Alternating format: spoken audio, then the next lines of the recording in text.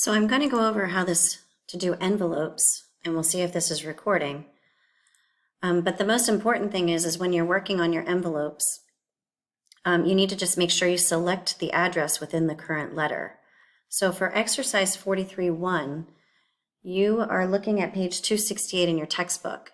It's important that you read the previous pages, 267, because it did talk about how to go about doing an envelope, and I think you need to follow that before you actually start with this assignment. So the only thing it's telling you to do is to make sure you format a size 10 envelope. But the first thing I would want to do is to select the address I actually want to go on my envelope, and then I'm going to go to Mailings, Envelopes, and then you should currently see this is the delivery address.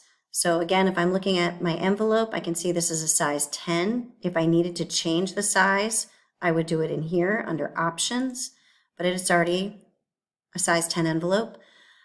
This does not say to do a return address, but if I did want to include one, I would type it here. Now, I'm not going to print this envelope by itself.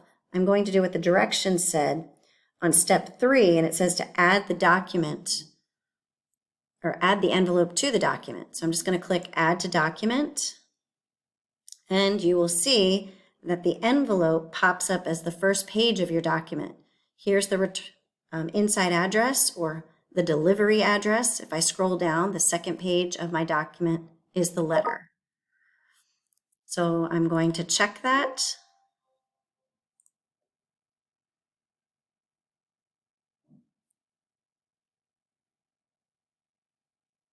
And again, I didn't have to key anything, so I shouldn't have to worry about any typos, but that's all I need to do. Now, it picked up one error on here, but I think this is a Microsoft error. It's reading something up here in the top of my envelope, but I can adjust that manually.